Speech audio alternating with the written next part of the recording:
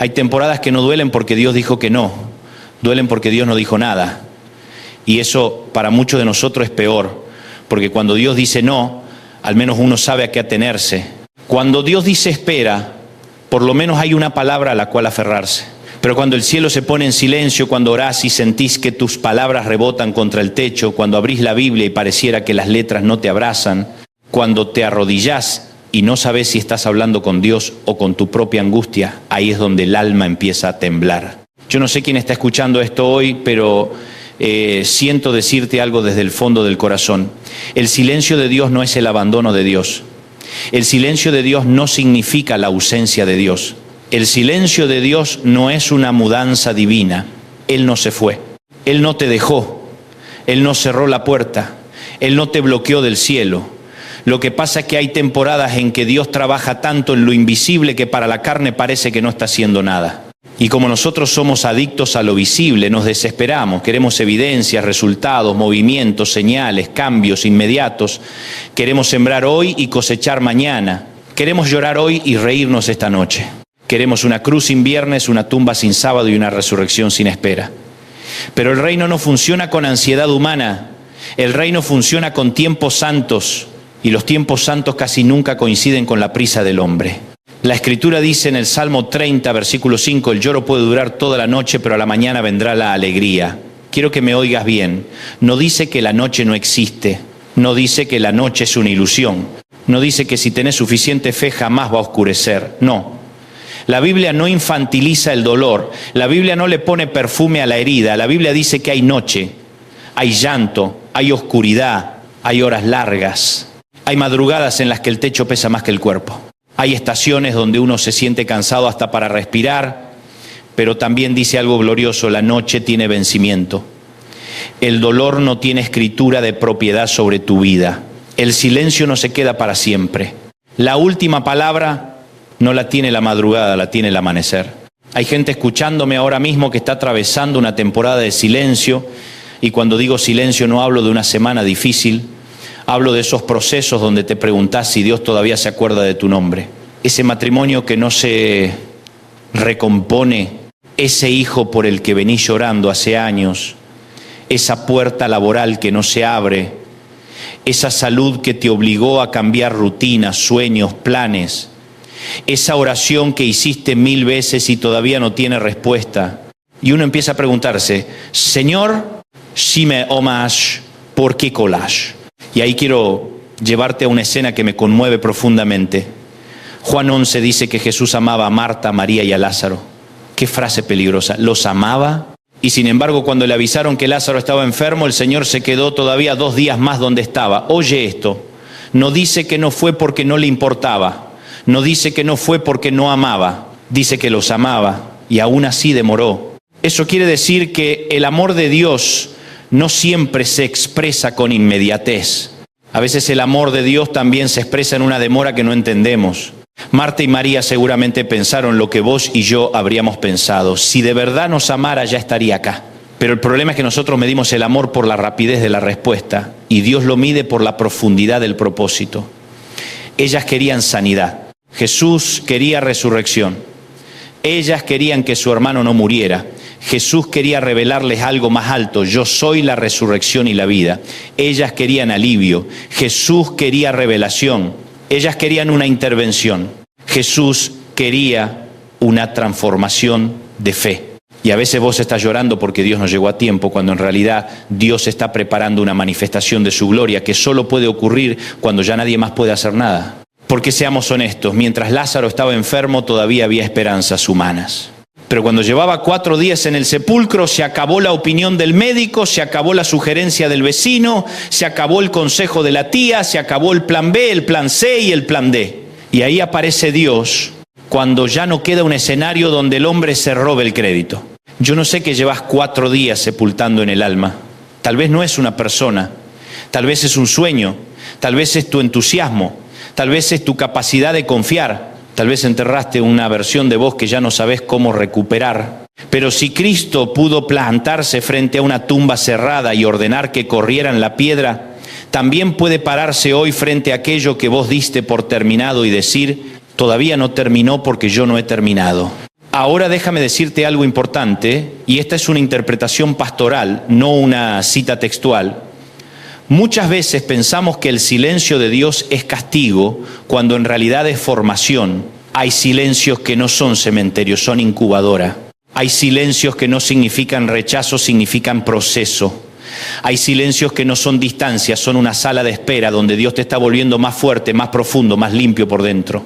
Lamentaciones 3, 25 y 26 dice que el Señor es bueno para el que espera en Él y que bueno es esperar en silencio la salvación del Señor. Qué texto tremendo. Porque nosotros queremos esperar gritando, protestando, exigiendo, negociando, amenazando con enfriarnos, avisándole a Dios que si en 48 horas no hace algo vamos a entrar en crisis. Y el texto dice que también hay una manera santa de esperar, en quietud. Eso no significa pasividad, no significa resignación, no significa que el dolor no duele. Significa que aunque por dentro haya lágrimas, hay una decisión del alma que dice, no entiendo pero sigo, no veo pero sigo, no siento pero sigo, no escucho pero sigo creyendo. Hay un silencio santo que no es vacío. En el Salmo 62 aparece la idea de callar delante de Dios con esperanza. No es el silencio del que se desconecta, es el silencio del que se apoya. No es mutismo espiritual, es reposo deliberado. Es cuando el alma deja de correr por todos lados y dice, de Dios vendrá mi salvación. Si Él no habló todavía, no voy a fabricarme una voz alternativa para anestesiar mi ansiedad. Porque ese es el peligro de las temporadas de silencio. Cuando Dios calla, uno se vuelve vulnerable a escuchar cualquier cosa.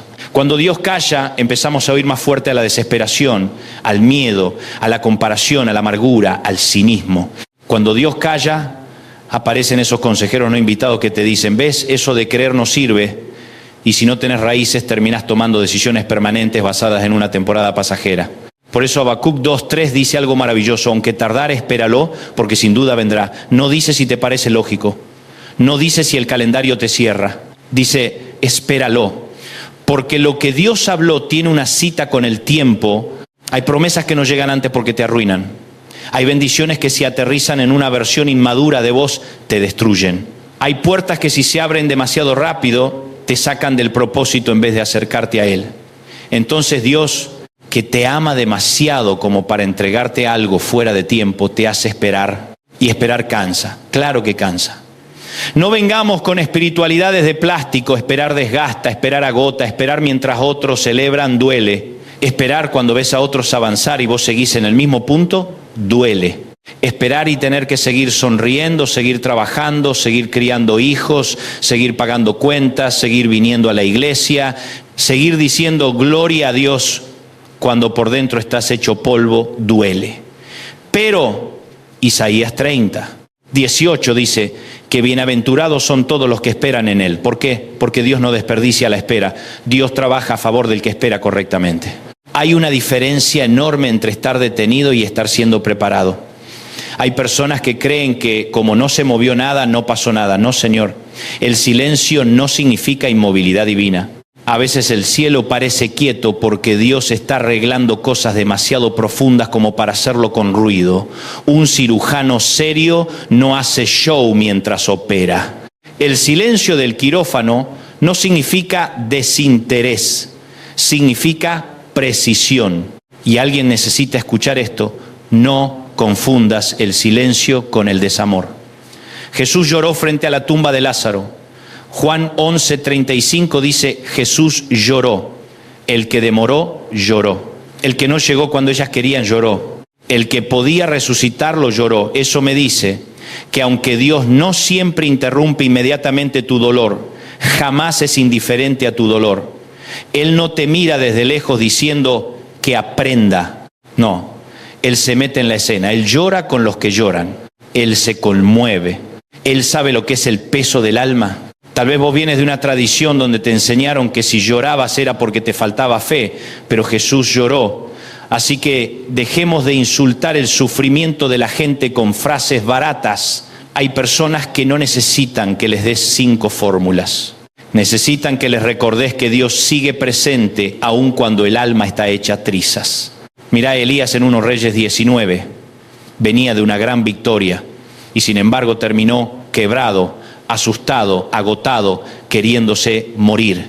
¡Qué contraste! Uno pensaría que después del Carmelo vendría una fiesta sin fin, pero no. Después del fuego del cielo vino el colapso emocional y Dios no se le apareció en el viento recio, ni en el terremoto, ni en el fuego, sino en un silbo apacible, en un susurro. Porque hay temporadas en que Dios no te va a hablar como antes. No porque cambió su amor, sino porque quiere entrenar tu oído. Hay gente que solo reconoce a Dios cuando todo tiembla, cuando hay aplauso, cuando hay euforia, cuando hay grito. Pero llega una etapa de la vida en que Dios dice, ahora me vas a tener que conocer en el susurro. Ahora me vas a tener que reconocer en lo sutil. Ahora me vas a tener que hallar en la quietud. Y eso es madurez, porque cualquiera adora con milagro visible, pero no cualquiera sabe seguir caminando cuando la única evidencia de Dios es una paz extraña que no se puede explicar. Y aquí va otra verdad incómoda. A veces Dios calla porque está esperando que maduremos lo suficiente como para no hacer de la bendición un ídolo. Porque si Dios te diera todo en el instante en que lo pedís, terminarías amando más la respuesta que el respondedor. Terminarías buscando más sus manos que su rostro. Y el Señor te ama demasiado como para dejarte convertir la fe en una máquina expendedora. Por eso hay gente que en el silencio se enfría, pero otros en el silencio se vuelven profundos. Hay gente que cuando Dios calla se ofende, y hay otros que cuando Dios calla se afinan. Hay gente que usa el silencio para retirarse, y otros lo usan para echar raíces. Mi oración es que esta temporada no te amargue, que no te haga más duro, que no te vuelva sarcástico, que no te robe la ternura espiritual, que no te convierta en uno de esos que todavía van a la iglesia pero ya no esperan nada. Gálatas 6:9 dice, no nos cansemos pues de hacer bien, porque a su tiempo segaremos si no desmayamos. A su tiempo, no al tuyo, no al mío, al suyo. Y ese detalle cambia todo. Porque nosotros vivimos obsesionados con que llegue el cuándo, pero Dios está concentrado en formar el quién. Nosotros queremos saber la fecha del milagro. Dios está trabajando en la persona que lo va a recibir sin perderse a sí misma. Así que si hoy estás en una temporada de silencio, no hagas acuerdos con la desesperanza. No conviertas una estación en identidad. No digas Dios me abandonó. No digas esto siempre va a ser así. No bautices como permanente algo que Dios llamó pasajero. El Salmo 30 no dice que la alegría llega si sos perfecto. Dice que la mañana llega. Y la mañana no depende de tu rendimiento, depende de la fidelidad de Dios. Quiero hablarle ahora al que está cansado de esperar por su familia. Escúchame. Tal vez no viste el cambio todavía, pero el silencio no invalida la siembra. Cada oración por tus hijos, cada madrugada, cada lágrima, cada Señor, por favor, alcánzalo. Todo eso está siendo usado por Dios. No ores pensando que hablas al vacío. El cielo no archiva en spam los clamores de una madre, de un padre, de un abuelo que intercede. A veces la conversión más escandalosa se cocina en el silencio de años que nadie vio. Quiero hablarle también al que está esperando dirección. Tal vez no sabes qué decisión tomar, tal vez estás entre dos puertas y ninguna se abre del todo. No te desesperes. Mejor una demora de Dios que una puerta abierta por la ansiedad. Mejor un todavía no del cielo que un ya de la carne. Porque lo que conseguí fuera del tiempo de Dios te exige sostenerlo sin la gracia de Dios. Y eso siempre sale caro. Quiero hablarle al que está peleando con la sensación de esterilidad espiritual. Ese que dice, antes oraba y sentía, antes adoraba y me quebraba, antes leía la Biblia y me ardía el corazón. ¿Qué me pasó? No siempre te pasó algo malo. A veces Dios te está llevando de la emoción a la convicción. Antes caminabas por sensaciones, ahora tenés que aprender a caminar por verdad. Antes necesitabas sentirlo para creerlo, ahora vas a tener que creerlo aunque no lo sientas. Y esa transición, aunque duele, produce una fe más sólida. Hay una frase que quiero dejarte clavada en el alma. El silencio de Dios nunca cancela el propósito de Dios. Nunca, jamás. Puede posponer tu comodidad, puede confrontar tu impaciencia, puede desenmascarar tus ídolos, puede dejar al descubierto cuánto dependías de las señales, pero no cancela su plan. Si Dios prometió, lo va a hacer. Si Dios te llamó, te va a sostener. Si Dios permitió la noche, también diseñó la mañana. Y sí lo sé. Hay noches que parecen larguísimas, hay oraciones que parecen demoradas, hay historias que no entendemos. Y yo no vengo a insultar tu inteligencia con frases simplistas. hay dolores que seguirán siendo misteriosos en esta tierra. Hay preguntas que quizá no tengan respuesta completa de este lado de la eternidad, pero aún ahí, aún en lo que no entendemos, seguimos sabiendo quién es Él. Y cuando no entiendo la mano de Dios, elijo confiar en el corazón de Dios. Porque si algo revela la cruz, es eso, que Dios puede estar haciendo su obra más grande en el momento que parece más oscuro. El viernes parecía derrota, el sábado parecía silencio absoluto, el cielo no habló, la tumba estaba cerrada, los discípulos estaban partidos por dentro, todo olía a final, pero el domingo no pidió permiso. El domingo llegó, la piedra se movió, la muerte perdió, el silencio se rompió. Y lo que parecía derrota se convirtió en la plataforma de la victoria más grande de la historia. Tal vez vos estás viviendo tu sábado. Y el sábado es incómodo porque no tiene el dramatismo del viernes ni la gloria del domingo. El sábado es ese espacio intermedio donde ya hubo dolor, pero todavía no hay resurrección visible. Y justo ahí es donde más se prueba la fe. Porque cualquiera llora el viernes, cualquiera celebra el domingo, pero no cualquiera sabe quedarse con Dios el sábado. Quédate con Dios en tu sábado, quédate. No te vayas del proceso, no entregues tu confianza, no negocies tu intimidad, no permitas que el silencio te robe el altar. A veces la única victoria del enemigo no es destruirte, sino convencerte de que dejes de esperar 5 minutos antes del amanecer. Y sería una tragedia que abandonaras justo cuando el cielo ya estaba acomodando la luz. Así que hoy, aunque estés cansado, decí, voy a seguir esperando en Dios. Aunque no se movió nada, decí, voy a seguir esperando en Dios. Aunque no entiendo por qué tardó, decí, voy a seguir esperando en Dios. Aunque me tiemblen las piernas, aunque me lloren los ojos, aunque la lógica me diga que ya fue, yo voy a seguir esperando en Dios. Porque el que te prometió no miente. Porque el que empezó la obra la va a completar. Porque el que permitió la siembra también diseñó la cosecha. Porque el que escribió tu historia no se quedó sin tinta en el capítulo difícil. Y déjame cerrar diciéndote esto con toda la fuerza del alma. El gozo que Dios trae después del silencio no es superficial, no es una alegría liviana, no es una sonrisa prestada para la foto. Es un gozo maduro, un gozo con cicatrices, un gozo que sabe lo que costó llegar hasta ahí. Es el gozo de Marta viendo salir a Lázaro, es el gozo de Ana cargando a Samuel, es el gozo del padre recibiendo al hijo pródigo. Es el gozo de David después de la noche, es el gozo del que sabe que no sobrevivió por casualidad, sino por fidelidad divina. Y cuando ese gozo llega, ya no te hace arrogante, te hace agradecido, ya no te hace presumido, te hace compasivo, ya no te hace mirar a otros desde arriba, te hace abrazar al que todavía está en la noche y decirle, aguanta un poco más, no te rindas, yo estuve ahí y te juro que la mañana existe. Si hoy estás en silencio, quiero orar por vos. Señor Jesús, mira a cada persona que está escuchando este mensaje con el corazón cansado. Mira al que espera, al que no entiende, al que está llorando en secreto, al que está peleando por no rendirse. Abrázalos en esta temporada. Dales paz mientras esperan, fortaleza mientras perseveran y luz mientras atraviesan la noche. Que nadie confunda tu silencio con abandono. Que en medio de la espera nazca una fe más profunda, más sana y más firme.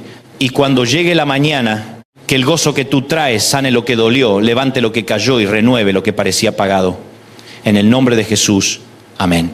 Y si esta palabra te habló al corazón, compártela con alguien que esté atravesando una noche larga. Suscríbete, deja tu comentario y sigue caminando con nosotros, porque la noche no es para siempre, el silencio no tiene la última palabra y el Dios que parecía callado todavía sabe sorprenderte con gozo al amanecer.